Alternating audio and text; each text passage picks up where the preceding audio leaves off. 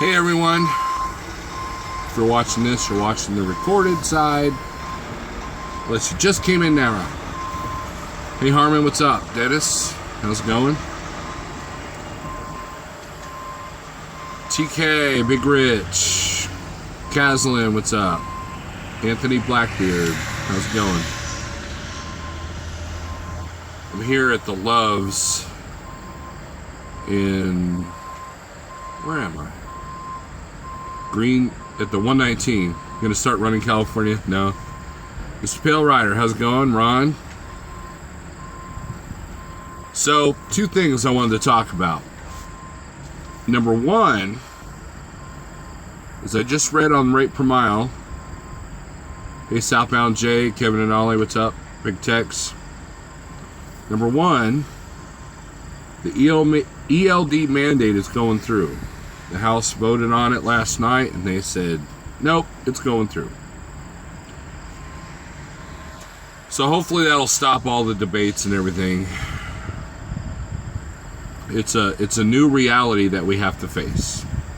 A reality I've been living with for 7 years. 8 years. Something like that. 7 years. No? Yeah. Number two. Sometimes you have to sit back and you have to reevaluate your situation. Sometimes you have to look at your situation or your business plan. Hey, Christian Trucker, what's up? CT, Next Gen, how's it going? Next Gen, I hope you're getting out of Florida.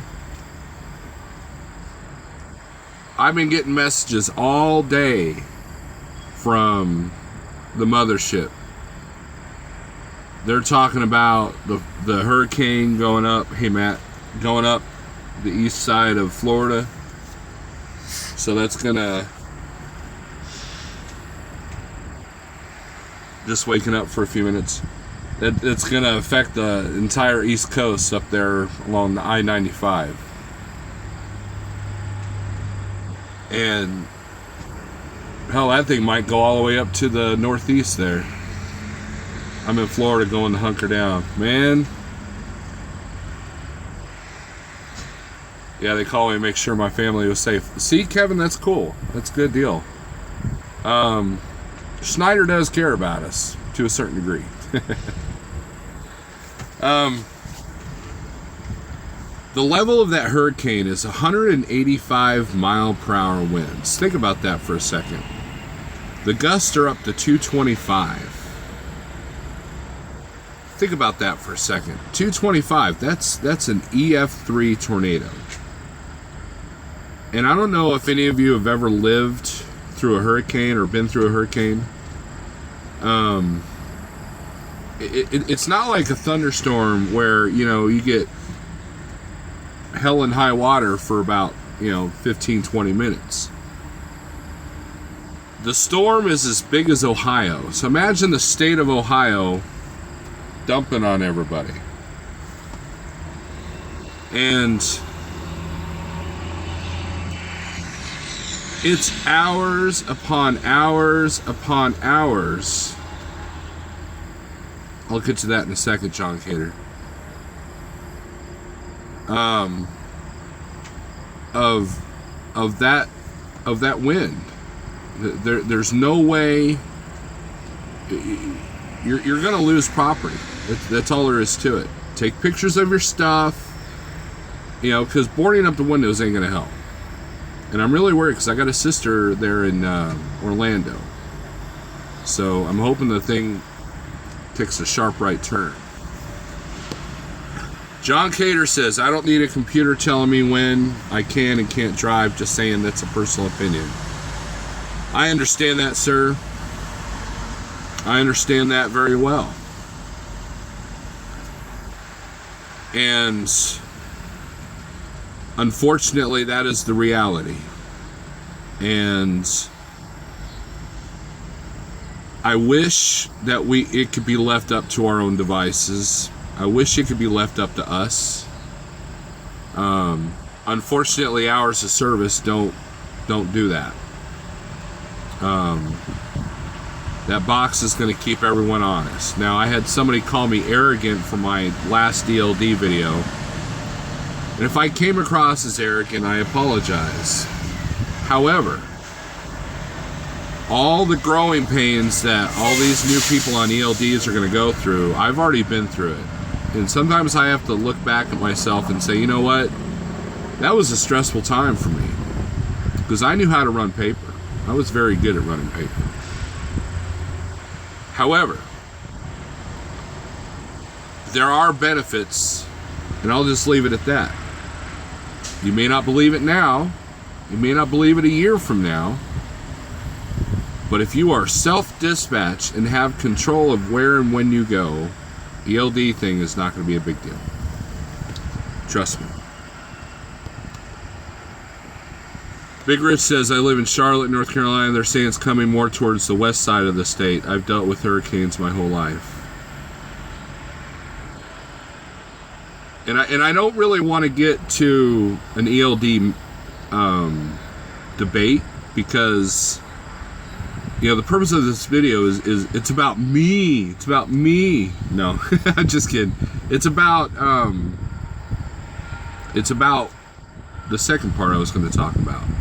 CT says, I know I sure ain't going east this week. Praying for those in its path. We went through 120 mile per hour winds constantly in Katrina. No power for 2 weeks. Gas lines for miles. Kristen Trucker, you bring up a good point. They're saying that Puerto Rico is going to be without power. Parts of it is going to be without power. Get this. For 6 months. 4 to 6 months. That is the level of devastation that's heading towards Florida. That is insane. Insane. You haven't been hit by Category 5, Anthony. No one is used to that. Katrina was a 3. That's the thing. Look at all the devastation Katrina was, man. And it was only a 3. And it almost wiped New Orleans off the map. Trucker Steve says, Kevin says, 4th week on these ELDs. All is good except when drop and hook turned into a 6-hour wait. Yeah, Kevin, that's the problem. The industry issues become magnified with the ELDs. That's definitely true. So there's a lot of shippers and a lot of brokers out there that are going to have to adjust. They're going to have to allow parking. They're going to have their act together. Because if not, the carriers are either going to make all their loads late for them, or they're going to have to start charging way high because they won't be able to find trucks to pull their stuff. You know, a lot of people don't realize this, but we have power. The drivers have power. If you have 90 out of 100 drivers that won't go into your facilities because of this, that, or the other, the 10 that will actually go in there, they can ask for money. So it's up to the company to either refacilitate or you know, pony up the bucks.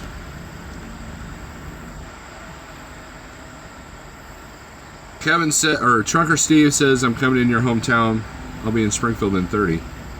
Well, where are you delivering at? Kraft, I'm assuming.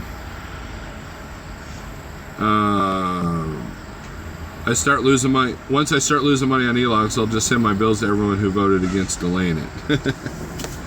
Yeah, you will. You know, here's the thing. If you stretch the paper quite a bit, you're going to lose money.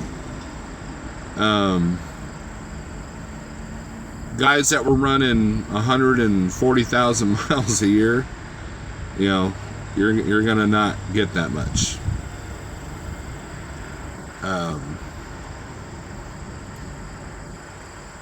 And so, yeah, there will be an income drop.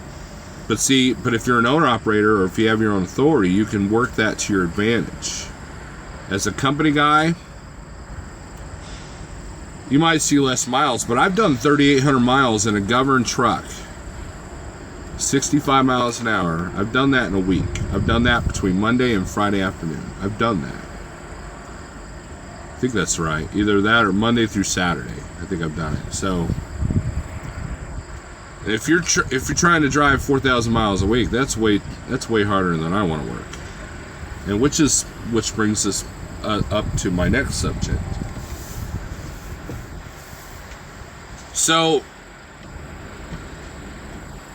there's a few things I need to change. I need to change how I'm running. Okay? I need to change my health. And I have a big decision to make. First of all, check this out. I bought this audiobook at the truck show. And I'm trying to get it out so I can get the code.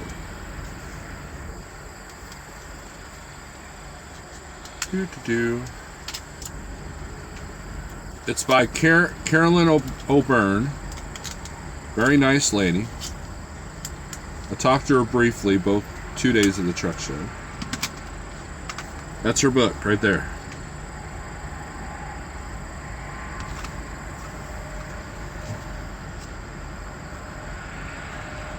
And a lot of interesting information in here. If you follow me on Facebook, I told you what Google will say about aspartame sweetener.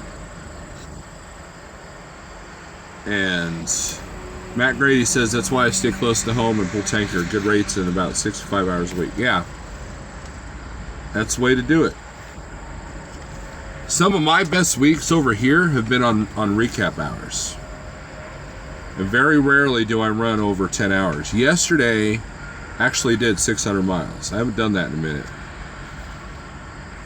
But anyways, this is a good book. It's a good read, or listen, I guess. I didn't read it. You can read, but listen to this going down the road. And it has a lot of good information. Hello, Mr. Like. So, ultimately, I had a couple of goals, okay? Or I have a couple of goals. Now we're back to trucking, okay? Enough about health. I'm not going to sit there and have a health discussion because I already know what I need to know. I just need to do it better. Just like trucking. I have to change the way I run. I'm going to have to put the nose to the grind. And it's not that I've been slacking off. In a way I have, but I've been taking a lot of time at home. And while I have some money built up, because I've had some really good weeks,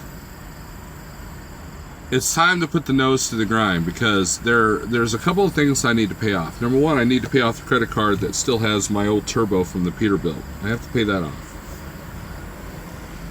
I was waiting until I got my taxes done to see what was going to happen there. Now I'm going to get aggressive with paying that off.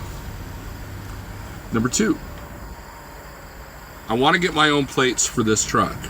Now, when you lease on with a carrier, you can have your own plates. This is a misconception that you have to have their plates. And the reason why you want to get your own plates is, let's say I'm in the middle of Pennsylvania like TK wants me to be, and I accidentally, or someone pulls my fifth wheel pin, and next thing you know I drop a trailer. Well, that's an instant firing here. That's an instant rip up your contract, see ya. Well, guess what? Legally I can't drive the truck home, right? So if you have your own tags, that's not an issue. If you have your own tags, you're in control of that, and you can take your truck anywhere you want without any regards to what, you know. It's like another level of ownership. Josh Harpool says $1,850 a year, and see, I'm already paying like I think $1,500 a year. Now it's taken out weekly, so it's like, you know, it's $38 a week. So it doesn't seem like a whole lot. But I'm already spending that money anyways. Instead of once a week, it'll be once a year, right? And it's easier to do it now while I got my insurance and everything else lined up, so it would make it an easier process, versus some of these guys, some of the Schneider guys, I know are watching this, went over to Traveloka, you got a little bit of reality check when you went and got your plates. Schneider Finance did not make that easy. Everybody watch Andrew Newhouse's video, he'll tell you. It's not the easiest process in the world, at least for a dummy like me. So it's best to do it now versus doing it at a time when I don't have a carrier number to run under. You know, if something was to happen. So that's on my list. Caslin says, and they can legally put another driver in your seat as well, being loaded onto a company unless it's your contract. Leased. Anthony. Oh, is it Anthony? I'm sorry. Thanks for correcting me, Billy. TK says, I see PA in your future. No. You and Steve Berger call me all the time. Oh, this shipper did this, and this shipper did that, and rah, rah, rah. Look at your Periscope last night, TK. I'm not going east of Ohio. I've been on them about 2 weeks now. Haven't noticed a major drop in miles yet. Still not a fan. Oh, I see. You're talking about e-logs. Josh says, I went to Jefferson City and did mine in person. They helped me with the form. Josh, you're from Missouri, right?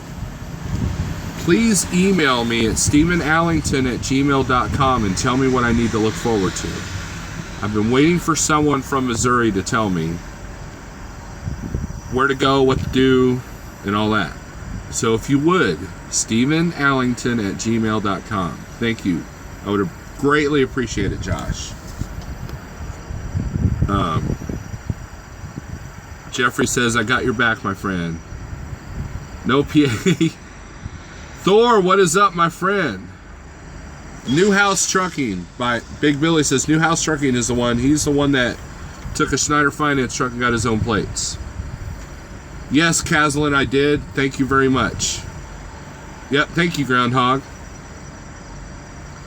I appreciate that. But right now I'm not buying a GoPro if I need to get my own plates.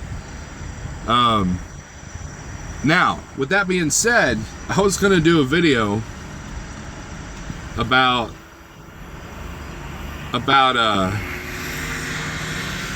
how the micromanaging here is not a big deal. And then I proceeded to get like 15 messages yesterday. And they range from hurricane updates to we need to leave more space when we're driving, we need to not be on our phones, we need to not be using our cruise control when it's raining, we need to be diligent and make sure that other people don't hit us when they're using their cell phones. We need to be, you know, every time you do a Wally World load, you get a message saying, make sure you're not late, rah, rah, rah. And you know, I'm just like, there goes that video. You work for a mega carrier, and you're going to have management. It's just, you know, think about this. If you're doing broker loads, there was a broker load I did one time where they wanted a 2-hour update via text every 2 hours of where you were and what, you know. So I'm sitting there, you know, you're sitting there driving. This is before I was at Schneider, by the way. I was sitting there driving, and I'm like, I don't know where I'm at. So I'd hit the GPS and say, you know, Google, where am I? Okay, boom, that's where I'm at. And there was a few Landstar loads where you had to like turn off and on the security feature every time you moved your truck because it was a high value load. Even if you were like moving forward at the fuel island, if you're moving forward and you're locked, quote unquote, then they were calling the cops because they thought the load would be stolen. So there's different levels of micromanagement. What do I trade for that micromanagement? Security. I've arranged my business to work very well with the Schneider program. And that consistent freight has definitely helped me become to the next step of where I was with the Landstar and the old truck.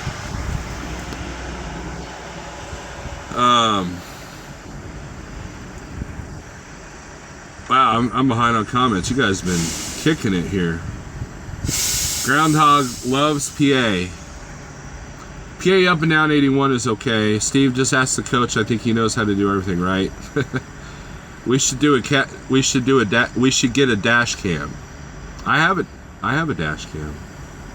Oh yeah, that was one of the other messages. It is highly recommended that you get a dash cam. $32.89 a week for my plate equals $17.10 a year. Schneider plate, says Justin. Rich, I run local out of Harrisburg Rail Yard, so that's 81 his thing. I definitely mind 81. I mean, if it's a light load. Okay, we're talking about PA here. Micro manages, says Dennis.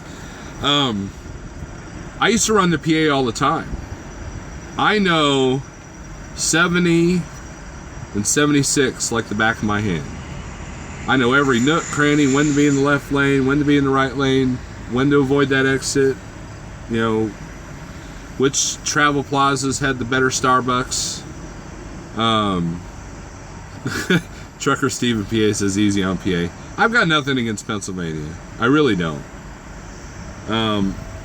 One of my favorite runs I used to do at Transland is you take a load from Springfield, Missouri to Mechanicsburg, PA, and then we would go to Topton, PA, pick up batteries and take them either to Oklahoma City or Springfield. I like that. Jeffrey says East Coast stops at Youngtown. No, man, I'll go to Wheeling. I've done Wheeling. But fuel's more expensive out there, and the only way I do go east of that, if I do, is it's going to be light. There's no good Starbucks, says Billy. Oh, come on, their blonde roast is pretty good. I don't mind the East Coast, I just hate New York. Now, that's the other thing. When I was a kid, I used to run with my dad, and he was up in Hunts Point, New York all the time. My only issue with the Northeast, you know, like New York City area, is making sure you don't go down the wrong roads. So, same way for me in Charlotte. I see all these guys getting caught at certain exits or trapped in ending lanes and getting over permanently close scale. Only problem with PA is if you drive through on a holiday, all the way stations are open. Missouri is the same way. Hunts Point is easy, so is Long Island, but the Bronx, F that. Yeah. I think the closest I ever been to New York City as far as when I was a company guy was running Newark, New Jersey. And I think I delivered somewhere just outside of the Giant Stadium. But see, Chicago is the same way. Chicago's bad. Los Angeles is bad. First time I had to go through LA, psh. You know, it's funny, you got all these guys that refuse to go to New York City, but then they'll go to Los Angeles all day long, and I think it's like the same thing. I just don't know Los Angeles. I probably do better in New York City than Los Angeles because I've been there more times than I've been to Los Angeles. Although, you know, and I have a friend that I used to call her every time I was up Northeast because she knew that area like the back of her hand. Chicago has bigger streets, same with LA. Yeah, that's true. You're dealing with some 100-year-old, 200-year-old streets there. Hey Harold, what's up? So anyways, it was kind of a, if I don't get my act together, there's an opportunity I'm going to miss out on. And the other thing is I have no warranty on this truck now, except for the rears. That's it. I've got the rears for another 2 years. And I've been debating Yeah, Joe, I'll leave this up. I'll try not to be too controversial. There's a lot of interaction. If there's no interaction, or if it's something I don't like, like the guitar one I made, I think I made private. So I don't, whatever. But anyways,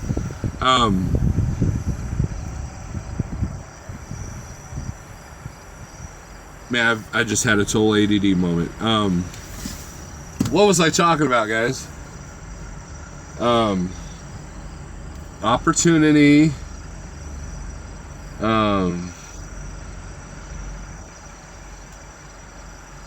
I'm completely spaced, man. That's what I get for reading the comments. Brain fart. Yeah, that's it. Big Billy says it's like anywhere else, you get used to it. New York City is a cakewalk to him. Well, good, man. See, Big Billy, you start working off the broker boards, and you can make a killing running that New York City stuff, because not a lot of people want to do it. Trucker Eric Journeys, what's up, man? If I'm doing 30 up I-95, how much fuel am I saving? Change and don't miss the opportunity. Okay, so I need to set myself up to where in the future I can get a trailer. So that's why the plates are in order. What's the change? Well, I need to change my health, and I need to get plates for the truck. And warranty, that's it. Thank you, Thomas. Okay, so it's been said many times that these third-party warranties are not worth the paper that they're written on. I've heard Jeff say it. I've heard Christian Trucker say it. My rear's covered. That's funny. And I've heard other people say it. Now, the third-party warranty I looked at when I was at the dealership was $7,700 for 2 years, okay? For engine, accessories, and after treatment. $7,700. Now, my turbo, had I not had to have 3 bolts tapped out and CIT didn't ream me on the labor, which, you guys saw the brackets and how they reamed me on the labor on that. CIT does decent work, but they will charge you like it's gold.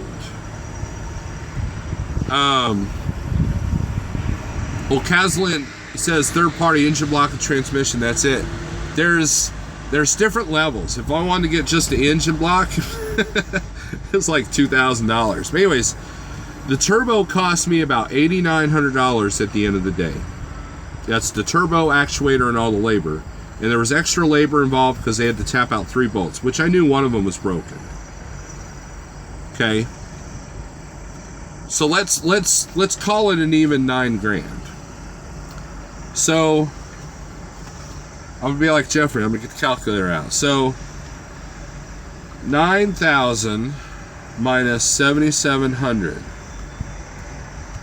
That's $1,300. I'm showing this like you can see it. So $1,300 is all I would have saved. And that was the biggest component I ended up having to pay. The other large amount that I had to pay was the tires, which are never covered under warranty. And the APU. Everything else was nickel dime, okay? $800 here, $900 there. And I was lucky and didn't have a big tow bill. So I'm thinking, why? Number one, I don't have $7,700 right now. Number two, if I charge that to the credit card, which is bad business, this guy's gonna idle. You can hear him starting his truck up. Maybe not. Okay.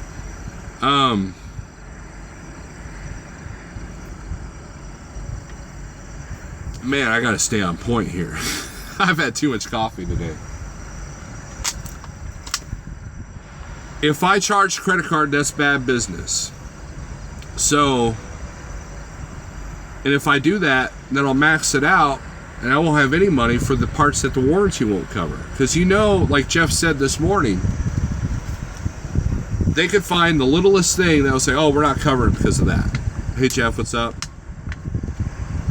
Hey HB, how's it going? So, to me, I'd rather take that money and just set it aside. Even put it in a separate bank account. Now, I always set aside money for maintenance, but there's never a set amount. One week I'll put $1,000 down. Next week I won't put anything down. But I have managed to save quite a bit of money, knock on wood, thanks to the consistency of the orange trailer. So,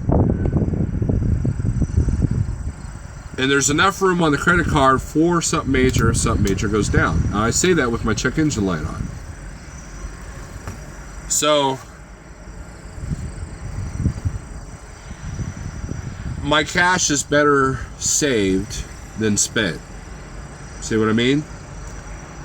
Now, if it was a factory warranty, I'd be all about it. If I could put it in the loan as a factory warranty, I would be all about it. But it wasn't. But I'm not too rough on my trucks. It's one of the reasons why I don't go to PA a whole lot, because man, those hills and the turns and a lot of the traffic, man, that's harder on your brakes, your tires, your engine and transmission, you know. And you know, it just beat your truck to death. I baby my truck. I was doing an average of 61 miles an hour today. You know, it's funny, other ICs pass me, they're kind of looking at me funny like, well, it's not a company truck, why is it going so slow? Now, I can kick it into gear if I want to, but why do that? So yeah, I've made the decision not to get that third-party warranty. Because basically I'd be paying $7,700 for peace of mind, and I'd rather have the peace of mind. Basically, I've already got my maintenance. Did you ever get the APU that was acting up looked at? No, not yet. Smart man, how are you doing today? Number 86. I'm doing all right. Pilot coffee is the best.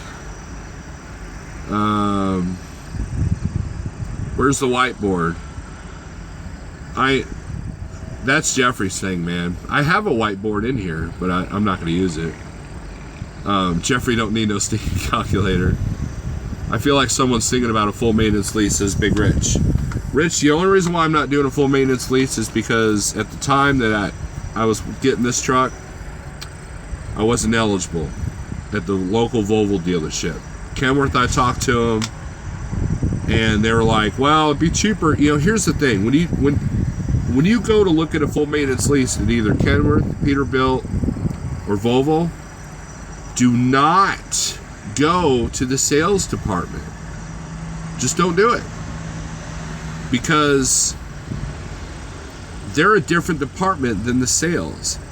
Sales doesn't want you to get a full maintenance lease. Leasing wants you to get full maintenance lease. There's a leasing department and there's a sales department. And I went to the sales department at Kenworth. They're in Joplin. I was glad I did because I got a good deal on a truck. My only complaint was when I said, hey, I've got 18 months left on my warranty. He didn't correct me. He just didn't want to pop my little happy bubble. So, and the guy's retired. So, the next truck I'm just regretting. So, but I wasn't eligible at Volvo because I didn't have 3 years of 1099. I had a year and a half. Even though I had the Peterbilt for 2, my 1099 wasn't done. My tax return wasn't done for the previous year back in February when I bought this truck. So I didn't have the required 3 full years of being an owner-operator. So that was why Volvo didn't do it. And the salesman at Kenworth kind of steered me away and made me think I was going to get a brand new truck, but then they wanted an extra 10 grand. And eventually I'm going to do a video about my truck buying experience. I've done it twice. And it's not going to be, you should do this. It's going to be, look what I did, I screwed up. You know, do I regret buying the trucks that I have? No. It's been a learning experience, though. So that's my thoughts on a full maintenance lease. If someone offered me one today, I would take it in a heartbeat.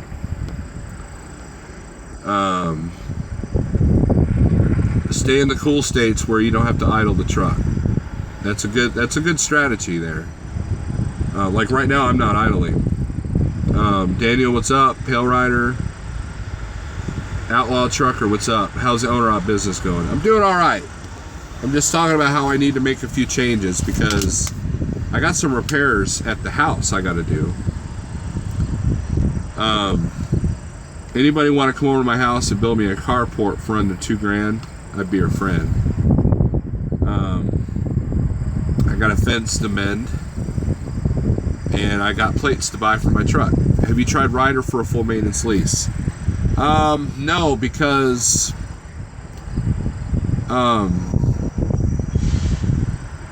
I've got this truck now.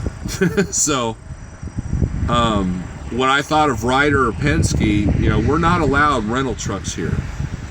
And I realize they have full maintenance leases too, but I had a friend of mine that worked for a company that used Ryder, and he wasn't too impressed with their shop.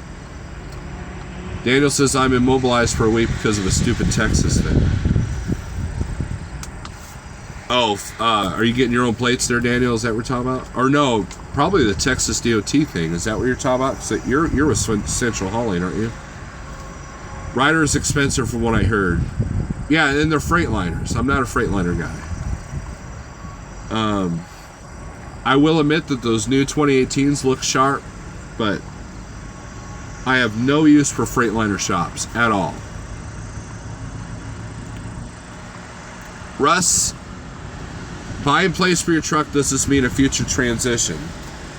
It doesn't guarantee a future transition. What it does, though, is it makes the transition easier. If there's a certain carrier, like trucking, that, you know, pops up in the future, you know, I'm going to have my own plates to, you know, be able to switch for an easy transition. $14.99 a month, and they have all types of trucks. Says Caslin. Is it Caslin or Caslin?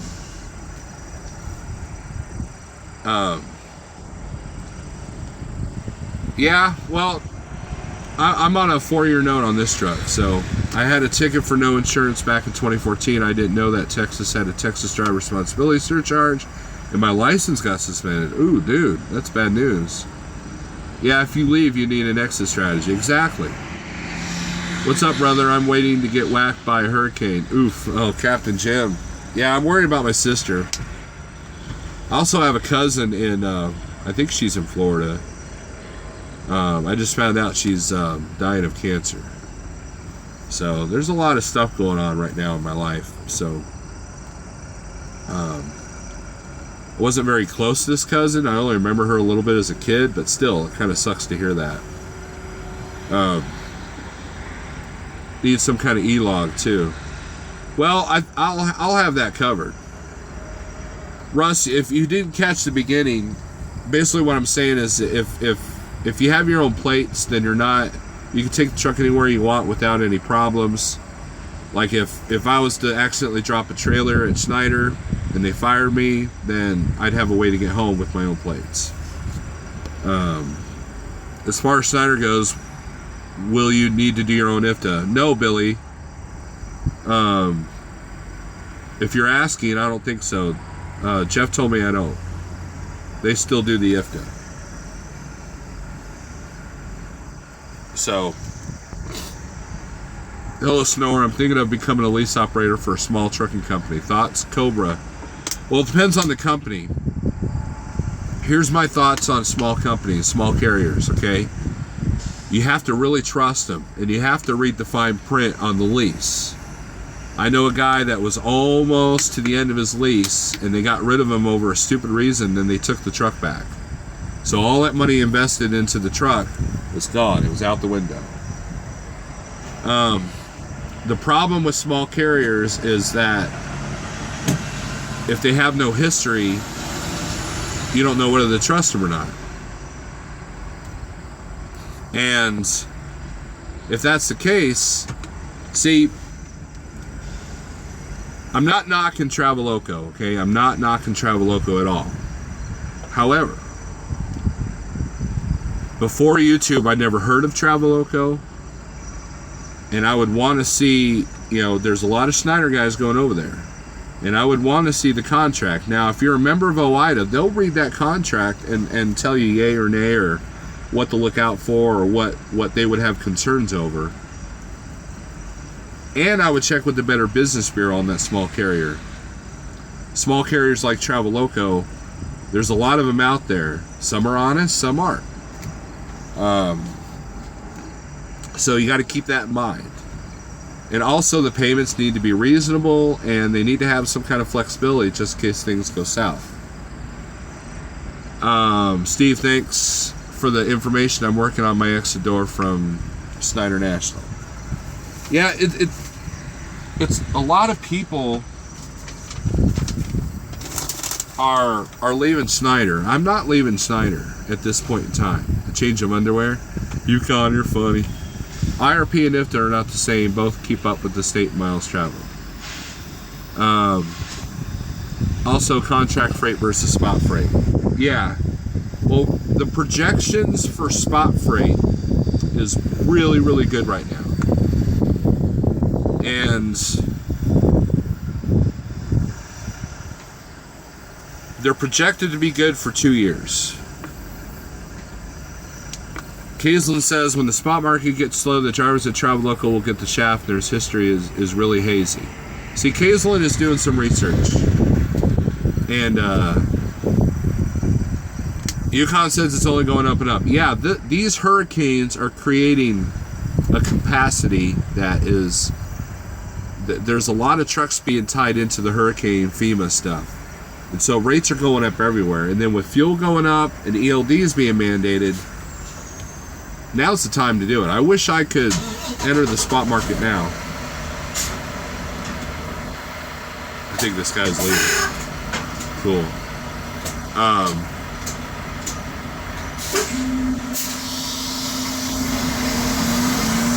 If you do go to a small carrier like what Yukon says, just make sure that you've got your ducks lined up in a row and that you're in control of as much as possible. That's the thing. Big carriers can burn you too, trust me. And that's the other thing. Kaislin says, according to the DAT, spot market is down and declining for the last 2 weeks. That's not what I'm seeing. How long is the learning curve for lease owner ops? How much emergency money should I have aside? Cobra, it depends on where you're going. I would want a month's worth of truck payments, or a month's worth of house payments, or household bill stuff. At least a month or two. The learning curve just depends on where you're going. If you keep track of your numbers, you're good to go. One of the other hard aspects that nobody ever thinks about is self-dispatch. When I went to Landstar as a first-time owner operator, not only was I learning how to be an owner operator, I was having to learn how to self-dispatch. And you have to be smart with how you schedule your stuff, yourself. Bye, driver. Keep it safe. Shiny side up. You too, Russ. Just at the word. I don't know what you're saying, Jeffrey. And talk to the other drivers. Like, talk. If you want to know about Traveloka, talk to Yukon. Talk to other drivers that are there already. Don't believe everything on YouTube. Don't believe everything on social media. And don't believe the recruiters. Talk to the actual drivers. When I came over here, I had about 6 months of watching and talking to other Schneider drivers. So I knew what I was getting into. And if I want to enter the spot market, that's the other change I got to make. I got to start researching what's on the low boards in my area to see if it's even doable. Because, Ike Steven mentioned in one of his videos about how he would rather have a dry van versus a reefer in the area that he lives in. And so you gotta consider those things too. And so I want to be able to get on the DAT board and look to see what's coming in and out of my area. With Schneider, I was able to do that because Jeffrey would call me, tell me what the low board looked like. Before I was at Landstar, that was something else that I should have done better. I should have done better research before I went to Landstar. However, things changed drastically while I was at Landstar. Godfather in the house. I do so well at Traveloka that when I cried over my daughter's first day of school, I wiped my tears with $100 bills. A lot of owner ops are liars. Says Cobra, will you send the info? We'll send you the info tonight. Okay, thanks, Jeffrey. So research. And with small carriers, it's harder to find people that have been there. Now, if you're a Schneider driver thinking about going to Traveloka, it'll be easy to find 5 or 10 drivers that have done it because they've done it recently. There's one point at the truck show, I was in the parking lot. This is footage that never hit YouTube. I was hanging out with Yukon, Pale Rider, Billy, like Harold, Russell. If there's a bunch of like Schneider to Traveloka guys. So, I just checked again. Spot freights are up because of the hurricane. They were down before that for a 2-week decline. And Jeff has mentioned this, Caslin, that the rates on the DAT board don't really reflect what's really going on. I think what's the average rate right now? $1.90. Correct me if I'm wrong, Yukon and Jeff. As far as like the DAT bar graph that you see for dry van, but Jeff is doing extremely well, way above $1.90 a mile. So, and again, it's all how you run, and yeah, it depends on the equipment. I foresee flatbed becoming extremely well because here's the thing, these storms have created damage. Houston, it was water damage. Florida, it's going to be structural and water damage. So there's going to be a lot of materials such as wood, metal, pipes, wire, all of that stuff is going to be needed in the southeast. And so that will create a bigger need for flatbed.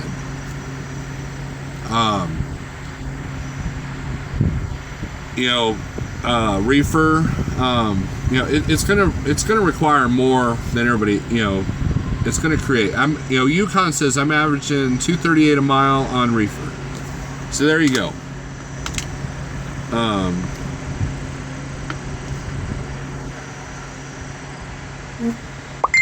I just got some instant messenger thing about the rapture is going to happen. Why do people send me this crap? Let me get rid of that here. Good time to invest in American Standard stock, says Russ. That's what I eventually want to do. I want to eventually get to a point where I can start investing money. I'm still playing catch up. I'm still playing like, bringing a check home and doing what I can with it. Yukon says, yep, that's a little low too. I averaged higher. Because they like drama. Who likes drama? Owner-operator don't even know their own numbers to make a call, much less what they mean, but they're learning slowly. Yeah, and that's the purpose of the Rate Per Mile Masters page, is to educate so everybody gets a good rate. There were guys that were settling on some low-paying rates for the FEMA stuff. And the FEMA, man, you can ask for money, man. Dallas to Houston rates, $4 plus from DAT. Yep. For reefer. Your phone crap likes drama. Oh, okay. Invest in Qualcomm. It's going to go up in a few months. No, there are other ELD systems out there, but this Qualcomm, that's the only thing I've ever used. And I know Jeff's having good luck with JJ Keller. But see, guys, I'm not leaving. I just want to get my own place, just in case something happens where I have to leave or I want to leave. It'll make it easier. You Schneider guys that are going over the Traveloco, listen up. You're going to go through a learning curve. Okay? You're going to go through a learning curve of, number one, spot market freight. Spot market freight can be feast or famine if you don't run it right. Number two, you're good at self-dispatch because of what you did over here. However, you're going to have to deal with brokers, agents, create relationships with people. Don't go on YouTube bashing a broker. Don't go on YouTube bashing anybody that is helping your business. Because even if you're in the right, there's still going to be some backlash. At Landstar, if you were known as a troublemaker, as a driver that created or griped about every little issue, you were blacklisted and agents didn't want to use you. So these guys that have a big hubbub about every little thing, guess what? They suffer even more because, number one, they're negative, and number two, because the brokers don't want to use them because, they know that there's going to be problems. So that's something you have to consider. I know I got on Periscope the other day and was talking bad about a place I was at, but I didn't say the name of the store, and I was completely polite to the manager of the store, and it wasn't a big deal. It's just more of a, man, that kind of stung when he said I wouldn't work for him.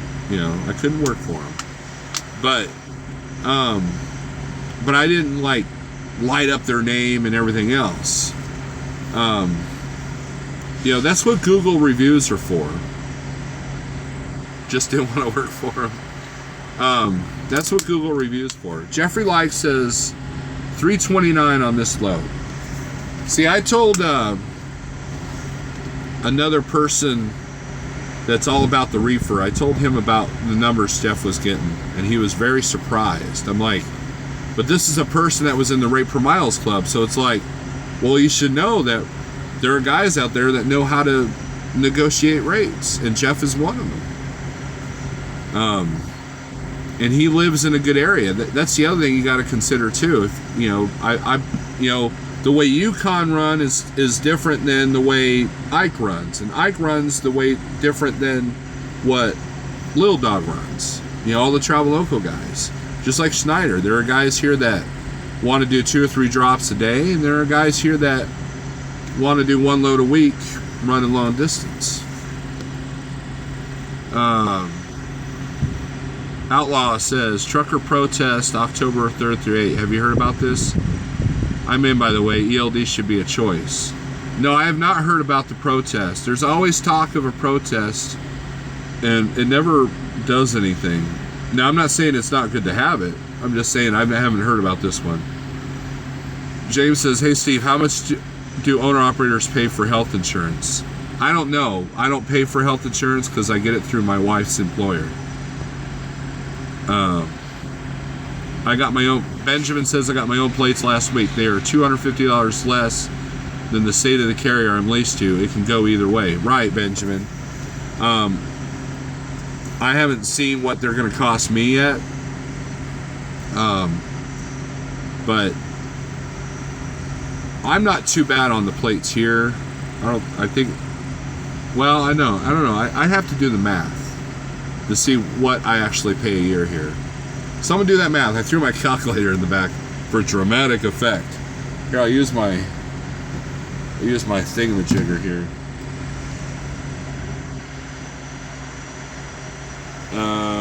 I'll get to that question here in a second. Let's see, calculator. $38 times 52. Oh, maybe it will be cheaper. That's 1976. Imagine that. So, maybe I will save some money. No runs like me. I'm just crazy. Aunt Augustine Thorpe says, how many miles do you average a week on the choice board? I'll tell you right now. Ta-da. I average about 2,000 a week. But I have weird months, like July, 1699, 667, 1009, 3267. So, so you average all that, it's about 1,800 to 2,000 miles a week. May, 1353, 848, 2309, 2345. These are all miles, by the way, not dollar amounts. So, about 2,000 miles a week. That's what I average. By the way, I need to catch this up. I still do it with the computer, but I still do it this way too. This is kind of at a glance. It kind of tells me the trends too. Jeffrey says last load 978 on 278 miles. My buddy's an owner-op for a fuel company. His insurance is $900 a month. There you go. There's an answer. Dang, I can save about $300 a year. Yep. I run about $2,500 per week, says Russ, who's another IC over here. It covers $2 million. So, I know that health insurance is kind of insane. And if it wasn't for my lovely, awesome wife, I don't know if I could do this. And, Jeffrey talked about that today. Support at home is extremely important because, you might have $5,000 in the bank, but you have to reinvest in your company. You can't just I'm going to go out and buy a car today. I'm going to go out and, stuff like that. A lot of guys make that mistake. You got to build your way up to that. If you watch Jeffrey Likes home videos, videos when he's at home, he's got a lot of cool toys. But he's also been an owner-operator for 25 years, so I've got a ways to catch up yet. I would like to have a lot of those toys, but, I got to fix the carport first. I gotta get my ducks lined up in a row. And that's the most important thing about being an owner-operator is that you gotta know how to self-evaluate yourself. Making the big change is just thinking ahead as you grow your business. Exactly. A lot of guys are flying by the seat of their pants. Jeff kind of mentioned that this morning about you're in business for a paycheck, but you're not in business. So you have to, you gotta take your ego, throw it aside, and you gotta figure out, what to do to get to the next level. If you want to stagnate, that's fine, but it's got to benefit you. You don't want to stagnate and not think of the future because, think about all the hard work you're doing now. Do you want that to be all for nothing? There's a lot of owner-operators that come into business, they do a lease operator or something, and then they've done all this sacrifice, all this time, and all this money into a truck, and then they got nothing to show for it because, they're off the road now and,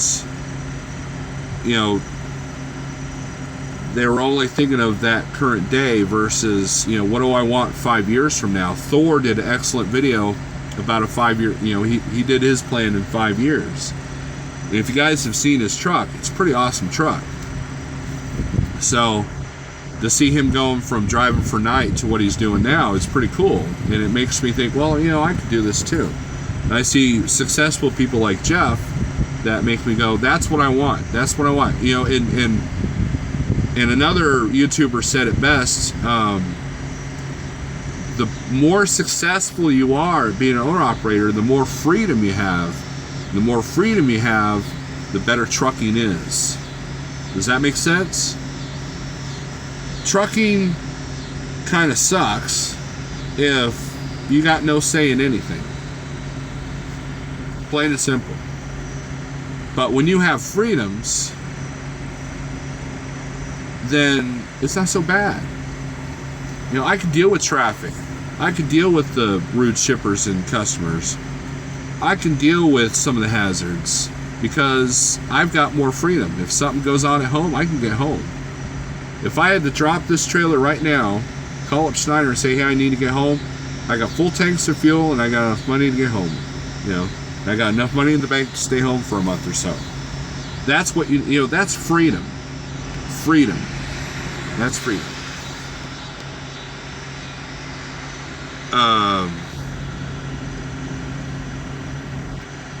Okay, I'm going back to the comments here, guys.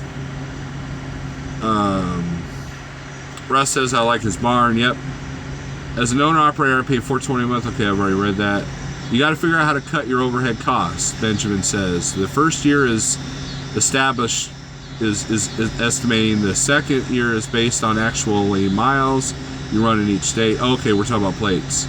I was on a research quest, LOL. Guy running similar 950. Owner-operator with a business plan is 3/4 ahead of people who don't have one. Exactly, Kaislin. And I'm going back and forth with your name just so I cover all my bases. You got to have your home financed in order too. Exactly. I talked to an owner-operator that lost everything because he put all his eggs in one basket and he lost everything. I didn't talk. Well, I talked to him. He was on a live feed. It was somebody else. I think it was James Hensley. I was in a live feed and he talked about how he was worked for some company and I think a bee just flew into my truck and he lost everything at one point. Can you run plates from any state or only from your home state? I believe it's your home state where you reside because Beaverwood, you need proof of residence. So I imagine it's only in your state. Now, that's on your own. I run base plates out of Indiana because that's where Schneider, but they're Schneider's plates. They're not mine. Obamacare, $750, crap insurance.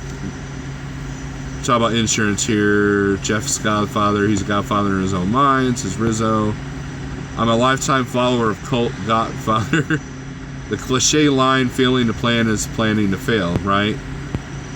Nailed it. Jeffrey doesn't have to share what has worked for him. That says a lot about him as a person. Right. He could have looked at my videos when I was at Landstar and laughed at me, but no, he reached out to me and helped me out quite a bit. Alan G. Steve, how goes your week? I'm doing all right. Revenue is okay, despite the fact that I started on a Tuesday. I did have a load over the weekend, but it was like only 400 miles for 3 days, so I went home with it. I should be on the load board right now looking for a load versus talking to you guys, but hey, I'm not perfect. My wife has full benefits at her job. I don't pay anything, says Harry Balls. Yep. Jeff's the man, says Travis. All right, we are caught up on comments. So anyways, the purpose of this video was, number one, I got to change my health because, you know, if I don't change, what good's all the sacrifice if I can't enjoy it later? Right? And I want to give a shout out to Carolyn O'Byrne. This is her book. Now, she's not just someone that says, you know, be healthy in the truck. Her husband is a truck driver. You know, there's a lot of things, a lot of issues that I'm having that is kind of answered with this information. Second thing is, I need to get plates for my truck so I don't miss out on any opportunities coming up. And that I have even more control over my business. Because if you're using somebody else's plates, they can yank them at any time. Rizzo says, what do I do for exercise? That is something I need to work on. That's another one of those changes. Check this out. When I had the Volvo 670, I used to have an exercise bike in the truck. It's one of these that fold up like an X. Like when you put it up, it's like that. Put it down, put it like that, boom, it's good deal. All I had to do was strap it to the seat, and it was out of the way, and you know, and it was cool. When they put me in a T660 at Transland, I had to take it out. I've just never put it in ever since. My wife uses it at home. So I thought about putting one back in here. I thought about having the bike in the back. At Transland, I had a bike in the back, strapped to the catwalk, but one of the straps broke and the bike got ruined. In fact, I think it's somewhere in Pendergrass, Georgia right now. It didn't fall off the interstate or nothing, but it was put by a dumpster there at the Quick Trip. I think it's Quick Trip or Come and Go, one or the other. There on Pendergrass off of I-85. So,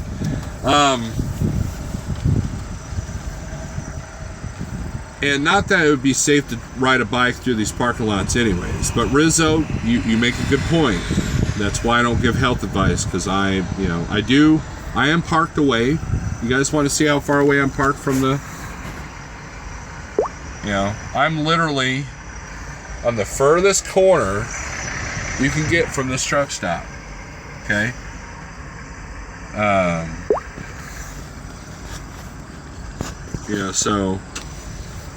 Meanwhile, like 20 trucks up here in front of the fuel island, man, they're fighting for those spots, and I'm just like back here going, to walk, who cares?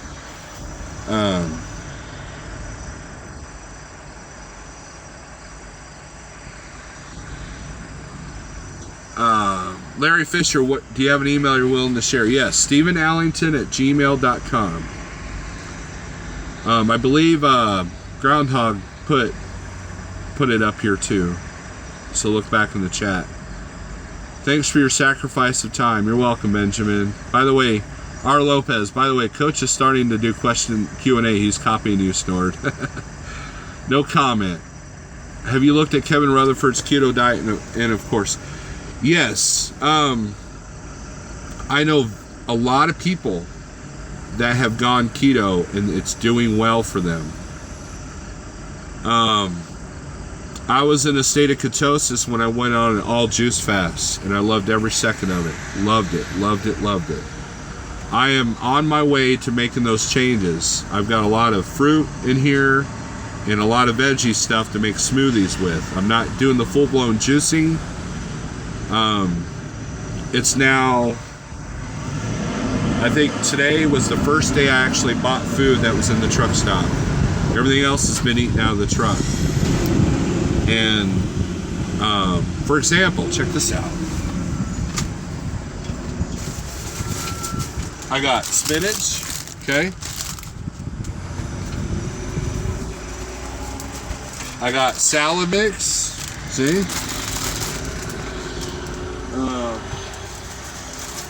Cauliflower,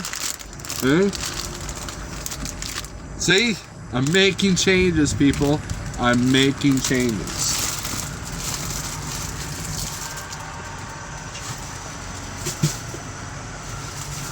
And that Gut Instinct book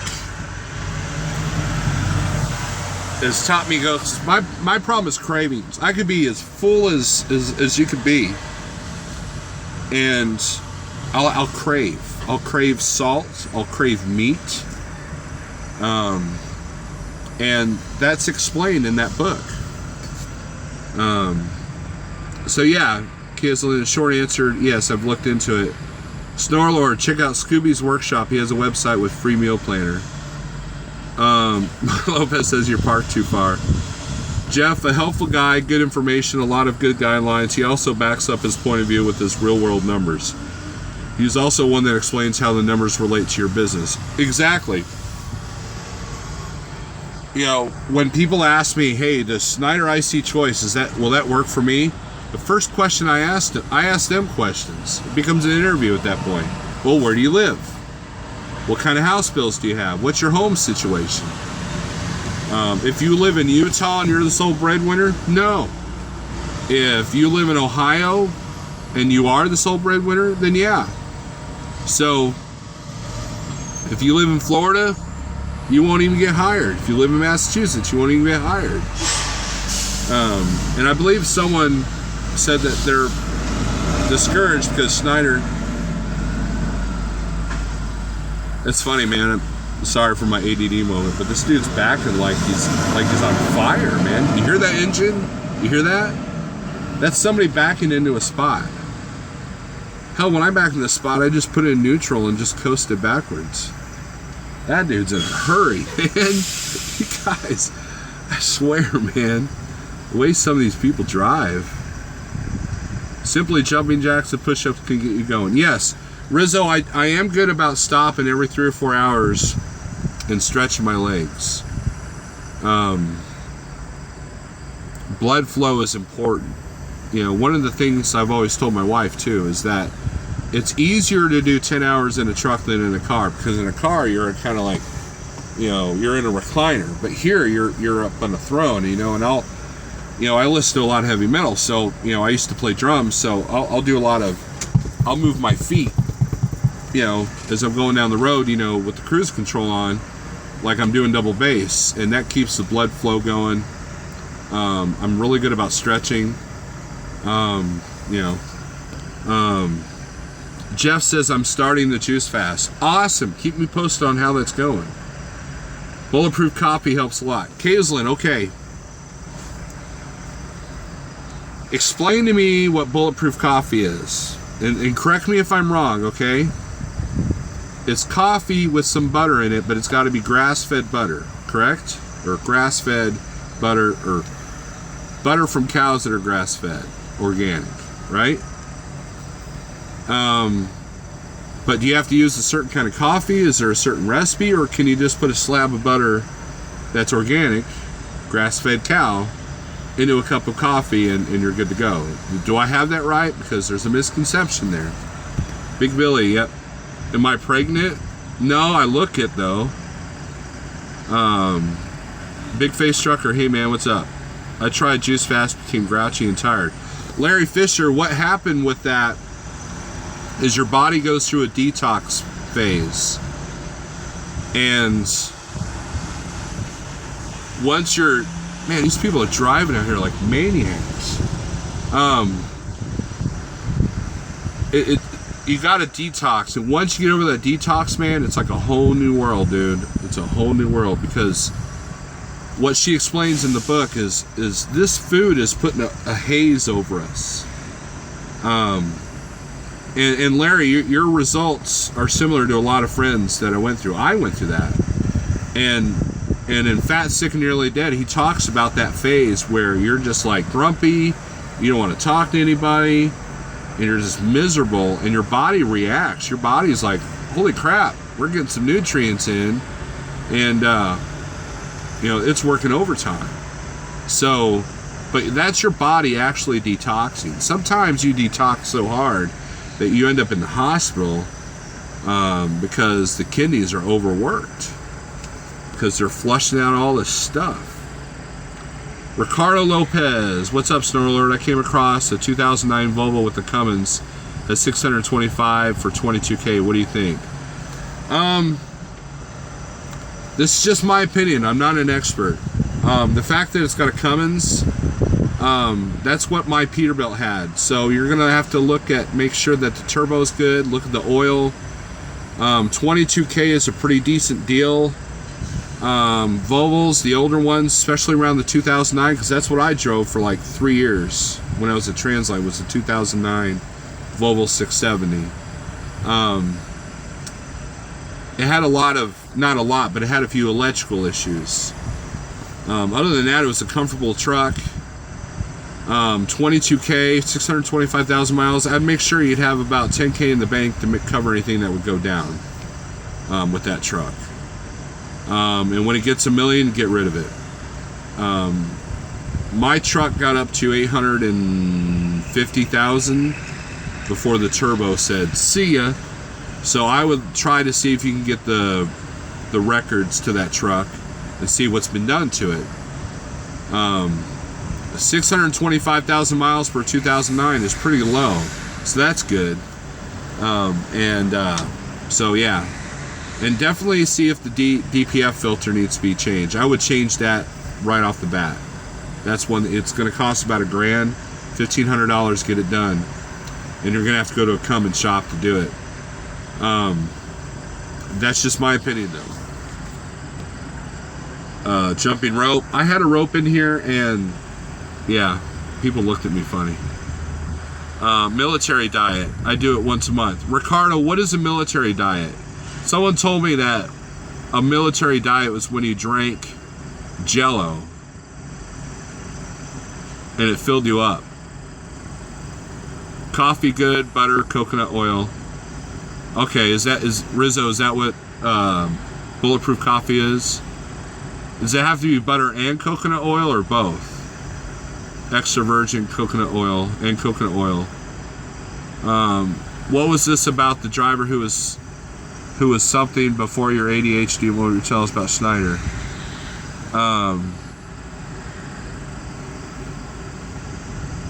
Oh, I have no idea, Kazel. I'm sorry.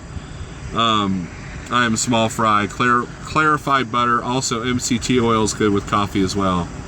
Black seed oil fast. Huh. It's grass-fed organic butter, coconut oil, and any kind of coffee you want. No special blend because coffee has keto in it already. Huh, I didn't know that. There's a coffee with higher keto, but forgot the name. Just curious, how much your load's going to Florida? Lafayette. I'll tell you. Alright. Let's get the load board out, shall we? I can't show you the load board.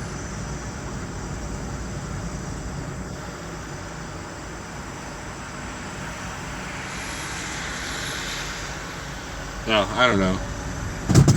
It's not working right. I know the spot market's booming. There's a lot of freight going just outside of Florida. There's app for a military diet. Okay. The Master Cleanse will take at least 25 pounds off of you. What is the Master Cleanse? Is that a product you can buy? Lafayette? Kisley said there was a driver getting discouraged because of Snyder's IC. There's a lot of drivers getting discouraged. I'm still doing all right, man. My average rate per mile is still pretty good. I think that when you start seeing the grass somewhere else, that you tend to focus on the negative than the positive. Like when I knew I was leaving Transland to go to Landstar, all of a sudden how I was dispatched was being brought to question. I didn't like the way my new dispatcher was treating me, and a lot of negative things was like magnified because I already had an exit plan. So there's a lot of guys that I'm not saying we're the best company. I mean, you know, I could care less if you leave or not, you know, because if you leave, that's more freight for me. I don't care. However, you know, it all goes on back to my video about, you know, up here being positive. If you focus on the negative, it's going to be negative. If you come over here and focus on the micromanaging, or, you know, Schneider sending you 10 messages thinking you don't know how to drive and that kind of thing, then yeah, it'll be discouraging. But if you focus on the fact that I can book a load at 3 in the morning without a phone call, or I could book a load that's going to take me through the weekend, or I could book a load that delivers on Easter Sunday, you know, I focus on that. I focus on what Schneider's done for me on the positive side. Now, if I'm getting ready to leave Schneider, then of course I'm going to be like focusing on the negative. And I'm here for the consistency, and the consistency is still there. So I live in Massachusetts. It aggravates me. I can't get hired because of where I live. Yeah, that does suck. Don't you have any family that lives somewhere else that you can use their address? You just drink this homemade lemonade and do a saltwater flush every day. Oh, okay. I focus on me and my truck. House Schneider trailer pull. Tim asks, House Schneider trailer pull. In general, it's good. I mean, I think we've got like a 5-digit number of trailers. Right now, okay, all you Schneider ICs watching this, check this out. We're hauling Christmas freight right now. Okay? There's a lot of customers that aren't releasing trailers because they're getting ready to go ballistic with this stuff.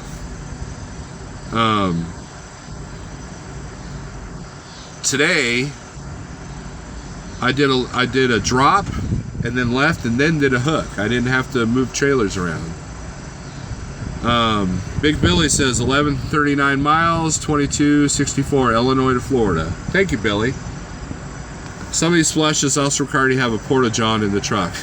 Well, yeah. No pun intended.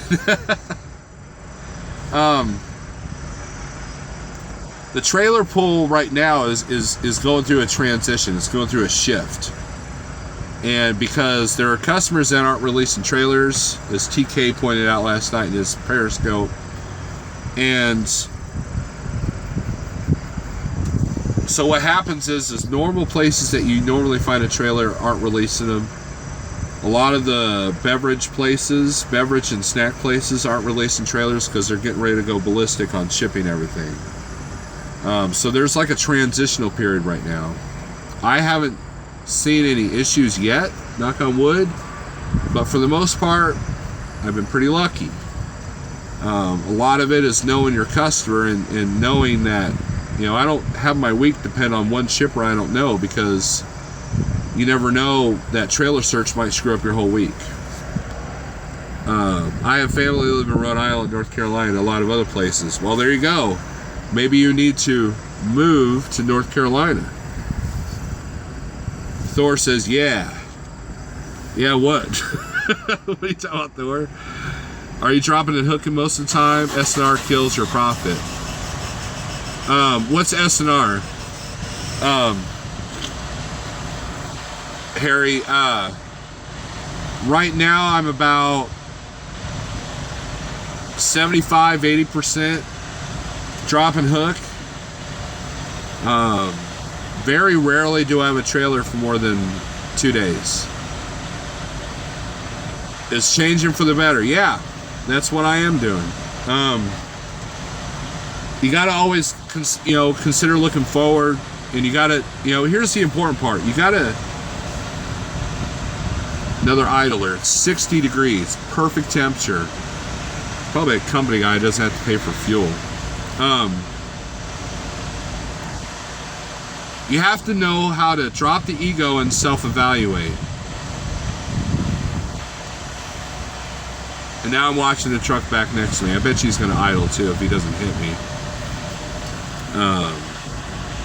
The transporter drop and hook sometimes kills you as well because of search and rescue. Okay. Shippers and receivers. Yeah. Well, that's the thing. One time I was at a shipper and they were taking like 10 hours. Not 10 hours. They were taking a long time to load me. And I called Schneider and said they don't even have the product ready. Oh, he's leaving. Cool. And they asked me what I wanted to do. I said, just take me off the load. Now, I could have stayed there and made $300-something, but I was just so fed up with the shipper, because this is the third time it's happened, that I'm like, you know what? They're not getting my service anymore because they don't have their act together. And that goes back to that freedom thing. I can control that. A company guy would be stuck sitting there for another 10 hours. And there's nothing he can do about it. He can gripe. He can get on his dispatcher's bad side, but that wasn't what happened with me. I called Schneider, and they gave me the option to pull out of that load, and I did. So that's where freedom comes in. And the big change is more freedom, from my health, and then also for My trucking business. Reefer idle is the worst. Harry, my APU is probably as loud as a reefer. Now, not a full like, got to keep it at 20 below zero reefer, but it's still there nonetheless. I feel bad if I park next to someone. Jeff says I'm doing a lot of Frito-Lay loads right now. Yeah, Jeff, right now, that's going to be the big thing, because what's coming up? What season is coming up, people? Football. What do people do during football? They have snacks. They have beer. They have chips. They have soda. And that is one of the green or pasture things about the Big Orange, is that when everybody else is dead and everybody else is slow, we do consumable goods. And so we keep busy with chips, soda, beer, packaging for these things, raw materials for these things. That never lets up. There isn't a lot of companies that offer a board like Schneider does. If there was, you would have a lot of choices to go to and pick and choose your company. Right. Kaisley, have you thought about Landstar?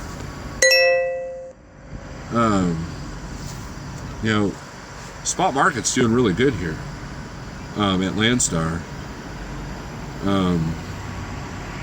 You can still pick and choose your own freight. Their trailer pool's not as good as it is here. You're going to do more live unloads and all that, but yeah, well, that's the thing. If you can get 20% down on a used truck, you'll get it, unless you got like some ridiculously low credit. Harry says I'm doing a lot of beer right now. I peak out at 80K. Yeah, that's the only problem with beer is, especially in the Landstar world, it's really cheap. Like if you go to Denver, be prepared to run out of there for $1 a mile. A lot of guys just deadhead to Kansas City and get a higher paying load out of there. Goes back to Jeff's deadhead video he did this morning. Thor says we stay very busy year round. Yeah, that's the other thing. That's one of the decisions you have to make when looking at companies is what kind of freight do they haul? If you haul mainly produce, guess what? Wintertime's a crapshoot. If you haul mainly, lawnmowers, then, from January to September, you're going to be doing good. If you haul nothing but golf carts, I don't know, when's golf cart season? So you have to find a company, flatbed or dry or reefer, that hauls a lot of consumable goods. Thor, I don't know if you were in here earlier, but I think flatbed's going to go through the roof because of all the materials that will be needed down in the south and southeast. Thor, isn't that what you do as flatbed? Correct me if I'm wrong there, sir. Yeah, credit's bad. X ran up bills. That's why I'm not an owner operator right now. I would have bought my truck 5 years ago. I hate working as a company driver. Refuse to do it again. Well, then you might have to get creative of where you live, Kaislin. That's the only thing I could say. That's it. That's all I could say. I noticed a lot of Prozac shipped to Cleveland area during football season, says Rizzo. That's funny, man. That's funny. Tell you what, man. If I have one more person, truck or car, almost swerve into me because they're doing this, they're driving like doing this, I'm gonna be filming an episode of Mad Max. It's getting ridiculous, man. You ever come up on a truck and he's like weaving, and you go to pass him, he's like,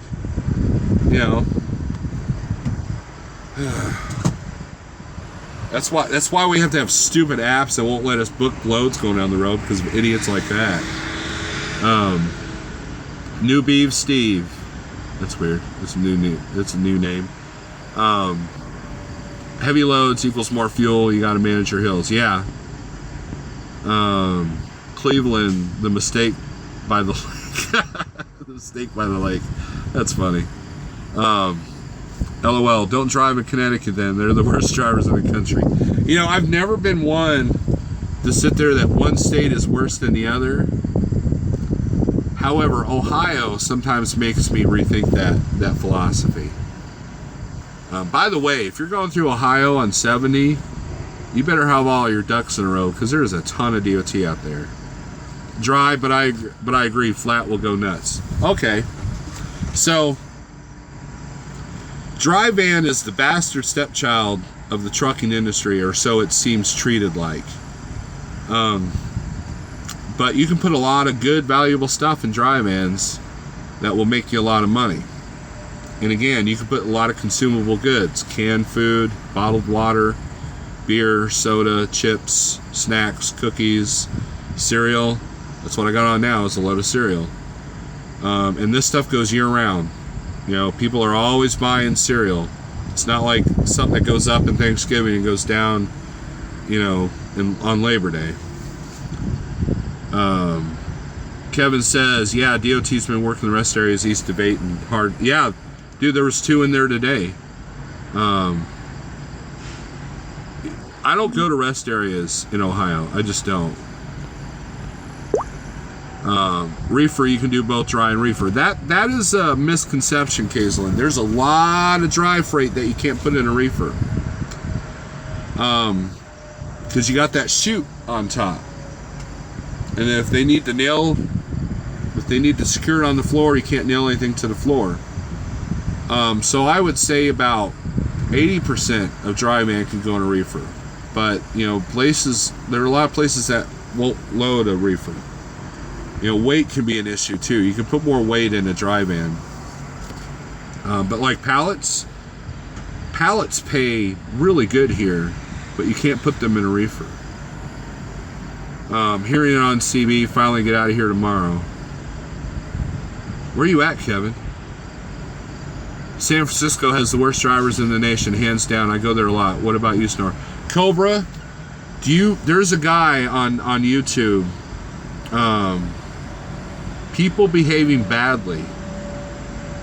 And I'll have to agree with you, Cobra. There's some ridiculous stuff going on in San Francisco. It must be a nightmare to drive there, man. A nightmare. Cobra, I will agree with you on that. I think San Francisco's got the country beat. If you don't believe me, look up people behaving badly on YouTube and you'll see exactly what I'm talking about. Putting side pallets can be tricky on a reefer. Yeah. Dayton Flying J. Okay, well I passed you, I guess, earlier. Well, Vandalia in the white Volvo Loco. Oh, have you made that announcement yet, Kevin?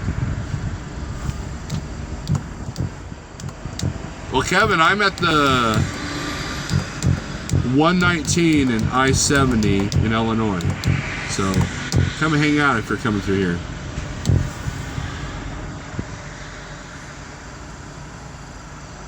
Guess I just did. LOL, but not really. Well, we'll wait for you to make that announcement on your video. That should be something that you should announce. I spent 12 years driving in San Francisco. You must have some skills then, dude. Some mad skills. I would not want to drive a truck in San Francisco. I don't know much about California, to be honest with you guys. I mean, as a truck driver, I've only been there once. Gotta be on your A game, yeah. Pick up trailer in the morning, have to get the truck, trailer, both annual DOT, then I'll get my first load. Okay. Well, good luck to you, Kevin. Call me later if you want. Tell me how it's going. You aren't missing much. This is New Beans Eve. Yeah, that's what I hear.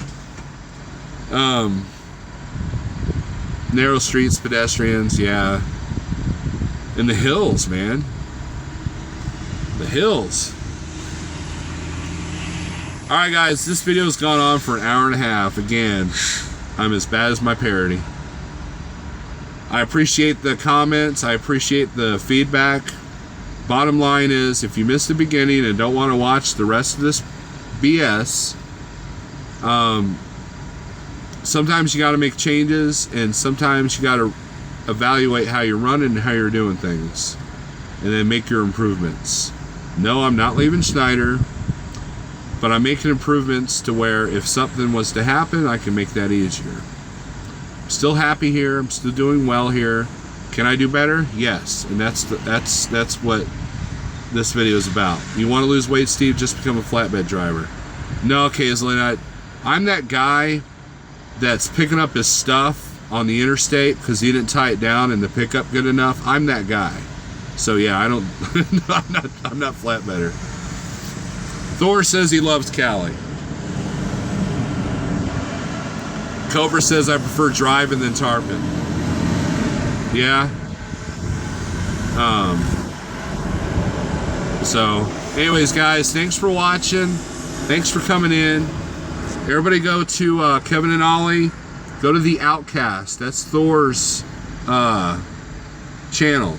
He needs more subs. You know, he's got a lot of good content. He's got a cool ass truck too.